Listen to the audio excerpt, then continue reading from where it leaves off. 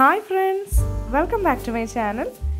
ഇന്ന് ഞാൻ വന്നിരിക്കുന്നത് നമ്മുടെ നാടൻ അച്ചിങ്ങ പയർ മെഴുക്കുവരട്ടിയായിട്ടുള്ള റെസിപ്പി ആയിട്ടാണ്.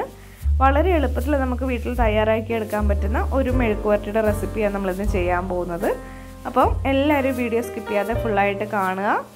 അപ്പോൾ നല്ല ഒരു അടിപൊളി ടേസ്റ്റി ആയിട്ടുള്ളൊരു മെഴുക്കുവരട്ടിയാണ്. അപ്പോൾ ഈ രീതിയിൽ ചെയ്യാത്തവരുണ്ടെന്നുണ്ടെങ്കിൽ ഈ രീതിയിലൊന്ന് ചെയ്ത് നോക്കുക. എല്ലാവർക്കും തീർച്ചയായിട്ടും ഇഷ്ടമാകും. അപ്പോൾ നമുക്ക് റെസിപ്പിയിലേക്ക് പോയാലോ? അപ്പോൾ നമ്മുടെ ഈ കുഞ്ഞു ചാനൽ സബ്സ്ക്രൈബ് ചെയ്യാത്ത ആരെങ്കിലും ഉണ്ടെങ്കിൽ ഒന്ന് സബ്സ്ക്രൈബ് ചെയ്ത് സപ്പോർട്ട് ചെയ്യണേ. അപ്പോൾ നമുക്ക് റെസിപ്പിയിലേക്ക് പോകാം. ആദ്യം തന്നെ നമ്മുടെ അച്ചിങ്ങ പയർ നന്നായിട്ട് അരിഞ്ഞെടുത്തിട്ടുണ്ട്. ഇതേപോലെ അരിഞ്ഞെടുത്തിട്ടുണ്ട്. പിന്നെ ഒരു മീഡിയം സൈസ് സവാളയും അരിഞ്ഞെടുത്തിട്ടുണ്ട്. ഇനി നമുക്ക് അടുപ്പിലേക്ക് ഒരു പാൻ വെച്ച് കൊടുക്കാം. ഇതിലേക്ക് കുറച്ച് വെളിച്ചെണ്ണ ഒഴിച്ചു കൊടുക്കാം. ആ എണ്ണ ഒന്ന് ചൂടായി വരുമ്പോൾ നമുക്കിതിലേക്ക് നമ്മൾ അരിഞ്ഞു വെച്ചിരിക്കുന്ന സവാളയും പയറും കൂടെ ഇട്ട് കൊടുക്കാം. ഇനി നമുക്ക് ഇത് നന്നായിട്ടൊന്ന് ഇളക്കി കൊടുക്കാം. അപ്പോൾ ഇതിലേക്ക് ആവശ്യമായിട്ടുള്ള ഉപ്പ് കൂടെ നമുക്കൊന്ന് ചേർത്ത് കൊടുക്കാം. ഉപ്പിട്ട് കൊടുക്കുന്നുണ്ട്. ഇനി നമുക്കിത് നന്നായിട്ടൊന്ന് ഇളക്കി എല്ലാം കൂടെ നന്നായിട്ടൊന്ന് മിക്സ് ചെയ്തെടുക്കാം. ഇതേപോലെ നന്നായിട്ടൊന്ന് ഇളക്കി കൊടുക്കുക.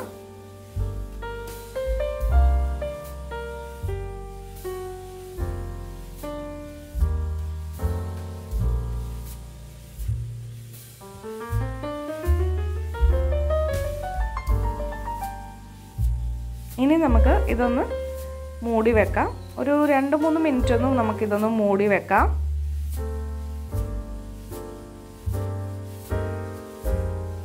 ഒരു 2 മിനിറ്റ് കഴിഞ്ഞിട്ടുണ്ട്. എന്നാൽ ചെറുതായിട്ടൊന്ന് അത് വാടി വന്നിട്ടുണ്ട്. ഇനി നമുക്ക് വീണ്ടും നന്നായിട്ടൊന്ന് ഇത് ഇളക്കി കൊടുക്കാം.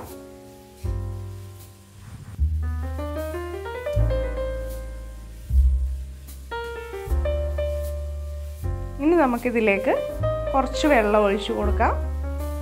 ഒരു 1/4 കപ്പ് വെള്ളം മതി കേട്ടോ. ഒത്തിരി വെള്ളം ഒഴിച്ചു കൊടുത്തു കഴിഞ്ഞാൽ നമ്മൾ പയർ വെന്ത് കുഴഞ്ഞു പോവും.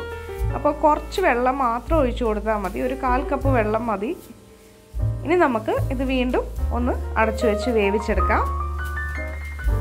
അങ്ങനെ നമ്മുടെ പയർ നന്നായിട്ട് വെന്ത് വന്നിട്ടുണ്ട്. നിറം മാറി നന്നായിട്ട് വെന്ത് വന്നിട്ടുണ്ട്. ഇനി നമുക്ക് ഇതിലേക്ക് വേണ്ട കടുക് ഒന്ന് വറുത്തെടുക്കണം.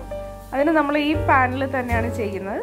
ഇതേപോലെ സൈഡിലേക്ക് പയറെല്ലാം ഒന്ന് മാറ്റി വെച്ചിട്ട് നടുക്കായിട്ട് നമുക്ക് കുറച്ച് എണ്ണ ഒഴിച്ചു കൊടുക്കാം. വെളിച്ചെണ്ണ തന്നെയാണ് എടുത്തിരിക്കുന്നത്. ഇനി നമുക്ക് എണ്ണ ഒന്ന് ചൂടായി വരുന്ന സമയത്ത് ഇതിലേക്ക് നമുക്ക് കുറച്ച് കടുക് ഇട്ട് കൊടുക്കാം. ഇപ്പം കടുക് ഒന്ന് പൊട്ടി വന്നിട്ടുണ്ട്. ഇനി നമുക്കിതിലേക്ക് കുറച്ച് തേങ്ങാക്കൊത്ത് ഇട്ട് കൊടുക്കാം. എന്നിട്ട് നമുക്ക് ചെറുതായിട്ടൊന്ന് ഇളക്കി കൊടുക്കാം. ഇനി നമുക്കിതിലേക്ക് ആവശ്യമായിട്ടുള്ള കറിവേപ്പിലയും കുറച്ച് പച്ചമുളകും കൂടെ ഞാൻ ഇട്ട് കൊടുക്കുന്നുണ്ട്. ഇനി നമുക്കിത് നന്നായിട്ടൊന്ന് ഇളക്കി കൊടുക്കാം. എല്ലാം കൂടെ നന്നായിട്ട് ഇളക്കി ഒന്ന് മിക്സ് ചെയ്തെടുക്കാം.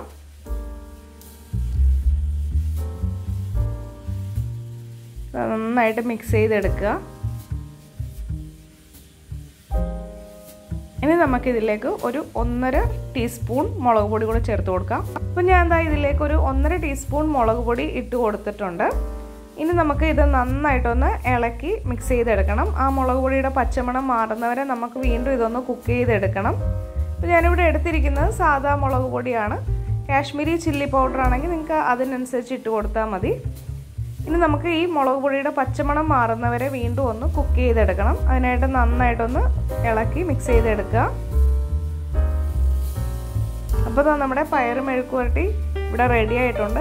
മുളക് പൊടിയുടെയൊക്കെ പച്ചമണമൊക്കെ മാറി കറക്റ്റ് പാകത്തിന് കിട്ടിയിട്ടുണ്ട്. ഈ സമയത്ത് നിങ്ങൾക്ക് ഉപ്പൊക്കെ നോക്കാം. ഉപ്പ് ആവശ്യമായിട്ടുണ്ടെങ്കിൽ ഈ സമയത്ത് ചേർത്ത് കൊടുക്കാവുന്നതാണ്. അപ്പം നമ്മുടെ പയർ മെഴുക്കുവരട്ടി അങ്ങനെ ഇവിടെ റെഡി ആയിട്ടുണ്ട്. അപ്പോൾ വളരെ എളുപ്പത്തിൽ നമുക്ക് തയ്യാറാക്കി എടുക്കാൻ പറ്റുന്ന ഒരു മെഴുക്കുവരട്ടിയാണ്. അതേപോലെ തന്നെ നല്ല ടേസ്റ്റിയാണ്. ഈ രീതിയിൽ ചെയ്ത് നോക്കിയിട്ടില്ല എന്നുണ്ടെങ്കിൽ നിങ്ങൾ തീർച്ചയായിട്ടും ഈ രീതിയിലൊന്ന് ചെയ്ത് നോക്കണം. ഈ രീതിയിൽ തയ്യാറാക്കി നോക്കിയാൽ നിങ്ങൾക്ക് തീർച്ചയായിട്ടും ഇഷ്ടമാകും. കാരണം അത്ര ടേസ്റ്റി ആയിട്ടുള്ളൊരു മെഴുക്കുവരട്ടിയാണ്. അപ്പോൾ എല്ലാവരും ഇത് വീടുകളിൽ ഈ രീതിയിലൊന്ന് ചെയ്ത് നോക്കുക. ചെയ്ത് നോക്കിയിട്ട് നിങ്ങളുടെ അഭിപ്രായങ്ങൾ കമൻറ്റ് ബോക്സിലൂടെ അറിയിക്കാൻ മറക്കരുത്. അതേപോലെ തന്നെ ഈ വീഡിയോ ഇഷ്ടമായിട്ടുണ്ടെങ്കിൽ ഒന്ന് ലൈക്ക് ചെയ്യുക. നമ്മുടെ ഈ കുഞ്ഞു ചാനൽ സബ്സ്ക്രൈബ് ചെയ്യാത്ത ആരെങ്കിലും ഉണ്ടെങ്കിൽ സബ്സ്ക്രൈബ് ചെയ്തൊന്ന് സപ്പോർട്ട് ചെയ്യുക. അപ്പോൾ നമുക്ക് മറ്റൊരു വീഡിയോ ആയിട്ട് വീണ്ടും കാണാം. അതുവരെ താങ്ക്സ് ഫോർ വാച്ചിങ്.